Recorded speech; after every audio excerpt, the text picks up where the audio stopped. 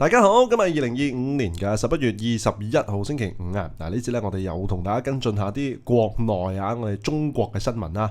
咁啊，原來都即係幾得意啊，幾多啲中國新聞咧都幾得意喎，幾搞笑啊！譬如我尋日我做咗一集咧，就係深圳嘅模特兒選舉啦，啊，結果嗰個賽果係出人意表㗎，啊，即係估唔到原來。姐你都能夠拎到冠軍係嘛？即係有個咁樣嘅新聞啦。咁啊，甚至我前日咧，我做咗一集咧，原來話即係內地咧有一啲嘅即係行業咧嚇，就係啲大肚婆啊向男人咧提供服務，聲稱可以幫你轉運。咁啊，甚至將呢個潮流咧傳到嚟香港，哇！咁啊，相當震驚嘅。哇！即係唔係用啲時間去睇下啲內地新聞咧，原來都唔知道啲新聞咁搞笑啊！嗱，呢次咧，我哋又同大家睇另一單啊，就係內地嘅新聞啊，即係睇到又係哇，大開眼界啊！話説咧，有個大陸有個男人，咁咧就同一個41歲姓趙嘅女人咧結婚嘅。嗱，咁我就俾晒啲訂金啊，嗰啲禮金啊，又亦都即係 book 晒酒席嘅。咁啊 total 咧就使咗30零萬人民幣到啦。啊，咁啊最後咧發現原來呢個係一個騙局嚟㗎。嚇，仲要唔係普通嘅騙局啊，係一個精心嘅騙局啊！實情咧，原來呢一個女人咧係一個職業新娘嚟嘅，係咪好似曾相識咧？我哋香港呢邊都好似有個女人係專做呢啲嘅喎，專係嗰啲公園勾搭下啲阿伯啊，然後同佢結婚啊咁樣嘅喎，都有啲咁樣嘅職業㗎啦。呢次咧，我哋同大家睇睇啦嚇，即係講下內地呢個人點樣呃人咧嚇，成件事點樣咧，同大家一齊跟進下啦。咁去到最後一如以往啦，又講下自己少少感受啦。好嗱，捉拍嚟啦，咁啊講一講個故事先嗱。有個男人咁啊，同一個41歲咧就姓趙嘅女人嚟結婚，咁啊俾落訂啦嚇，訂酒席啊，俾禮金啊，咁啊總共嗰啲嘅結婚開支咧使咗30幾萬人民幣嚇，咁啊折合港紙接近40萬到啦。咁佢話啦，原來咧去到最後發覺啊，原來一個精心設計出嚟嘅騙局。咁點樣騙局咧？原來呢個姓趙嘅女人咧係一個職業新娘嚟噶，就連啊婚禮上邊咧出現啊，即係外母啊、舅父啊、嫂啊，或者嗰啲咩鄰居親友嗰啲咧，嗰啲舊同學啊嗰啲啦、同事啊嗰啲啦，全部都係假嘅，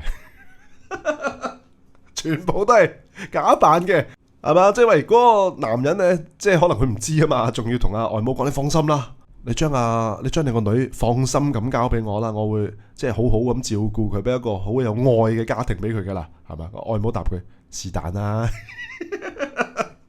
是但啊，哎呀，我嚟飲完就走噶啦，哎呀，冇乜所謂，你中意點對佢點對佢啦，可能係咁樣啊。咁啊，當然唔係咁簡單啦。原來呢個阿媽咧就姓張嘅，咁阿媽咧就都係同黨嚟噶，即根本就唔係佢阿媽嚟噶嘛。咁啊，點識嘅咧？佢哋兩個啊，原來啦啊，首先講一個新娘子先啦。啊，新娘子咧原來之前咧試過5次嘅欺詐罪啊，就需要坐監噶。咁啊，而佢阿媽咧即係個假阿媽啦，當然啊。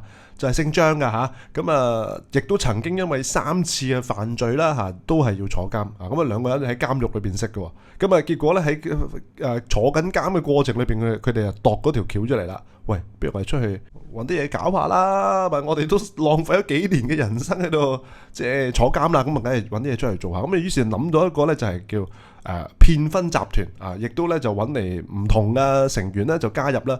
咁啊，呢個姓趙嘅女人咧就曾經係多次係同唔同嘅人結婚嘅。咁啊，每次結婚咧都當然係一定係要呃到錢啦，個目的係呃錢啊嘛，唔係結婚啊嘛。咁啊，每次大概係30幾到50萬啦，哇！都幾好揾喎，幾好執喎，即係內地人工都唔係特別高啦。你搞一壇嘢執到30幾50萬喎，真係相當犀利。咁啊，而呢個姓趙嘅女人咧喺當中咧就淨係佢咋都呃咗係177萬。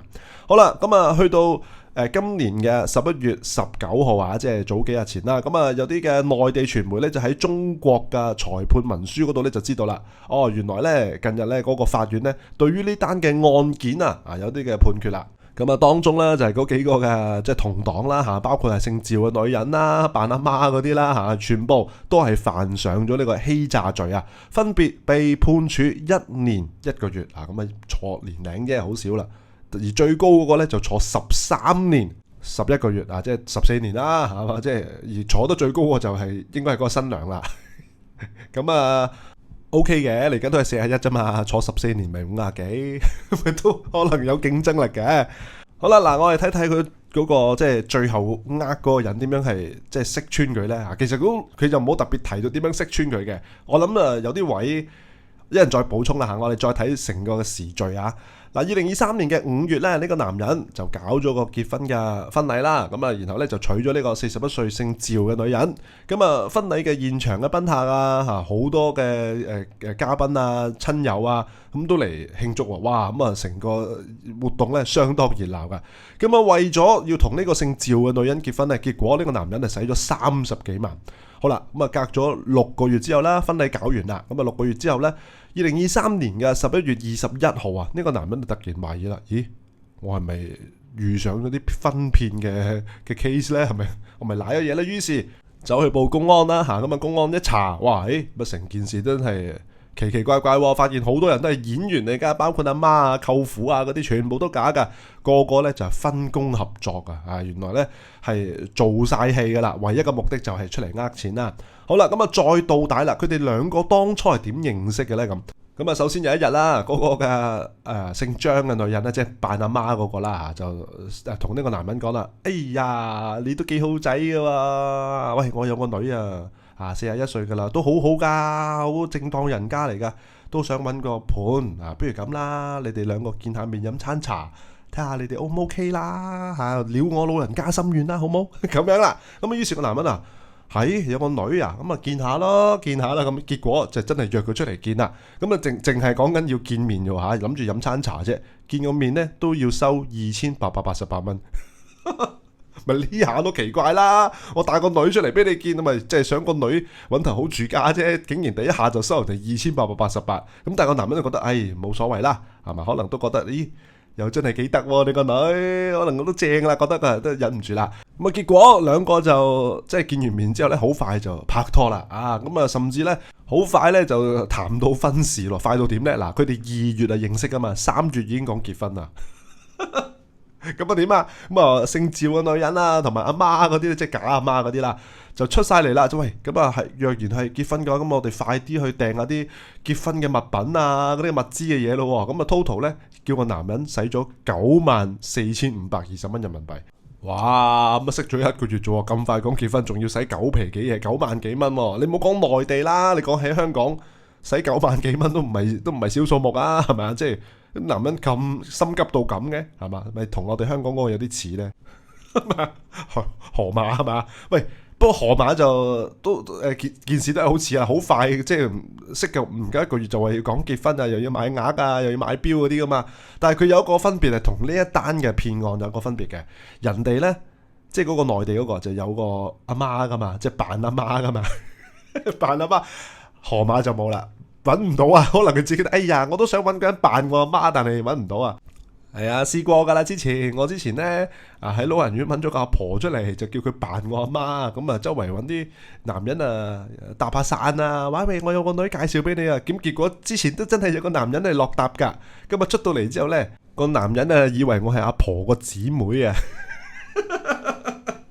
係啊，所以試過噶啦，咁樣我哋唔好成日講河馬啦。哎呀，我講翻呢單騙案嗱，咁啊去到2023年嘅5月2號啊，即係佢哋買晒結婚用品嘅2個月之後啦，咁呢個姓趙嘅女人啦就同呢個嘅男人咧就搞婚禮咯。哇，咁啊2月識，3個月後就結婚啦。咁啊呢個阿媽啦，即係假阿媽啦，亦都即係安排咗咧。即係唔同嘅演員啦，嚟扮下舅父啊、細佬啊、親朋戚友咁樣啦嚇，咁啊即係婚禮上邊影合照嗰啲咧，全部都係假嘅，假嘅，係咪個男人聽到幾崩潰啊？真係咁啊！個婚禮上高咧，當日咧又再就係夾多個男人啦，就攞多8800蚊啊！原來咧就除咗啱啱提到嗰啲咩彩禮啊、訂金啊、嗰啲結婚物資啊、見面費之外咧，呢個嘅姓趙嘅女人咧，久唔久咧就會向個男人咧就攞錢噶啦，不如俾整8000蚊嚟用下先啦，即係咁樣嘅。咁啊經過核算之後啦，咁啊呢個嘅姓趙嘅女人啦，同呢個男人由認識去到結婚當日咧，咁啊 total 咧就拎咗呢個男人咧係267068蚊，哇！咁啊，連埋咧嗰啲嘅酒席錢咧，47,900蚊，加加埋埋就30零萬啦，30萬到啦。好啦，咁啊，經過一輪嘅調查咧，發覺啦，原來呢個男人咧並唔係啊，並非啊唯一嘅受害者嚟喎。啊，原來喺2020年啊，去到2022年當中咧，呢個姓趙嘅女人咧，夥拍佢個假阿媽啦，姓嗰啲假舅父啊、假細佬咧。咁啊，不停咁啊出去呃人啊，咁啊結果咧呢個姓趙嘅女人咧前後啊同咗5個男人結婚啊，每次呃咧就30零到50萬啦。咁啊經過啲法院嘅審理啦，查即係了解嗰個背景之後咧，發現啦，啱啱提到啦，就係呢個姓趙嘅新娘子啦，同佢嗰個假阿媽咧，原來曾經係獄友嚟嘅，喺坐監裏邊認識噶。咁呢個姓趙嘅女人咧出獄之後咧，一直都係借宿喺呢個姓張嘅女人屋企啊。咁啊後嚟咧兩個人就開始度啲人生大計啦，就出嚟搞一啲假結婚啊咁樣。好啦，咁法院咧嘅審理就認為咁噶，佢話咧姓趙嘅女人啦，分別就夥拍咗咁多個同伴啦嘅唔同嘅人咧，就非法佔有為目的啊，就虛構一啲嘅事實啊，隱瞞真相，騙取他人嘅財物。咁啊，當中咧姓趙嘅女人啦，即係新娘子啦，同個假阿媽啦，同埋嗰個舅父咧，就屬於係即係叫做主犯咁樣啦，就佔嘅錢啊，佔嘅百分比咧就比較多嘅，咁所以咧就將佢哋咧就判刑就比較重啲嘅。咁當中個姓趙嘅女人咧就係判囚啊13年11個月。咁至於外母佢咧即係扮阿媽嗰個咧都要判10年9個月啦。哇！真係啊，仲要罰錢嘅，即係阿新娘子要罰20萬阿媽咧就罰10萬。咁啊，仲有咧舅父嗰啲咧就判6年監啦。咁啊，另外亦都要罰多10萬蚊嘅。咁啊，仲有細佬咧，細佬都要坐，細佬就坐呢個6年啦。咁啊罰咧就罰5萬蚊。哇，咁啊都幾重罪喎，係嘛？咁啊好咯，又即係本身新娘子同阿媽喺入邊係獄友嚟啊嘛，而家又入翻去，又做翻 friend 啊！咁啊，原來咧佢哋呢個詐騙嘅集團咧就唔係淨係得一個嘅女主角嘅，即係唔係淨係得一個新娘子嘅，就仲有一個咧就姓段嘅咁啊呢個姓段嘅女人咧起初就係判都重啦判重罪啦，咁但係佢後嚟佢上訴啊，咁啊經過審理之後咧就知道啦，原來呢個姓段嘅女人咧同樣佢都係男人去結婚啦，即係嗰啲禮金啊、酒席錢啊，然後就消失啦嗰啲啦。但係咧就經過一輪嘅調查之後咧，原來呢個姓段嘅女人咧都係有啲苦衷嘅。嗱，首先咧佢就話呢個姓段嘅女人咧就同佢老公咧就有3個嘅仔女。咁啊大女09年就出世嘅，次女咧就2012年出世，細仔就2020年出世。咁佢老公咧就成日就出國嗰度就做嘢，就成日都翻唔到你屋企㗎。咁啊，搞到佢就一個人啊照顧三個仔女啦。咁啊，屋企原來都仲有好多個長輩，包括佢自己阿媽咧又走咗啦。咁然後咧就得翻佢阿爸啦。咁佢要照顧佢阿爸啦。咁另外仲有佢阿公啦，又重病啦。咁所以咧，成家人係等佢養啊咁樣嘅。好啦，咁啊去到最後咧，嗰個嘅即係立法嗰個法院嗰度啦，就提出一啲嘅調查評估啦，意見即係有啲嘅意見就出咗嚟嘅，就認為咧呢個姓段嘅女人咧，不如咧安排佢去嗰啲社區矯正唔知咩，即係咪嗰啲社區服務令嗰啲啊？我諗係嗰種啦。咁啊，可能對佢好啲，因為佢真係成家人等佢養，等佢照顧。你揾佢捉咗佢坐監，咁咪點嗰啲仔女啊、老人家嗰啲點搞啊？咁於是就改判咗佢咧，就去社會服務令咁樣啦。咁啊判處佢就有期徒刑1年6個月嘅，但係就緩刑2年，咁啊罰1萬蚊嘅啫。咁啊哇呢個走得甩喎，但係我想講嗱呢個姓段嘅女人咧，佢嘅錢都唔係少㗎講緊都百幾萬㗎。咁但係可能個背景係慘啲咯，慘啲，於是就將佢就改判啦。咁啊呢啲嘅詐騙嘅結婚集團咧，內地就好多喎，即係唔知係咪亦都有啲內地嘅熱潮傳咗嚟香港咧，搞到有個國際網紅咧嚟到香港都係咁啊，嗰個都係成件事係有晒成個 team 噶嘛，係咪都好似喎？其實嗱，佢自己一個落嚟香港。咁啊，佢嗰啲姊妹又係有呢鋪人噶嘛，係嘛？咁啊，可能啊幫佢搭個棚啦。咁啊，去到真係結婚啦、註冊簽紙嗰一刻咧，佢又安排埋啲證婚人俾你噶嘛，係嘛？即係成件事都係有呢個係好有鋪排。不過當然啦，嗱，聽起即係啱啱呢個內地嗰單人嚟啊，真係再專業啲嘅，專業級啲嘅。即係佢係扮阿媽、扮舅父、扮細佬，係嘛？咁啊係咯，跟住就搞埋個婚禮噶嘛，真係。咁但係佢就冇人揾即係冇揾人扮嘅阿媽扮佢細佬啊嘛，係嘛？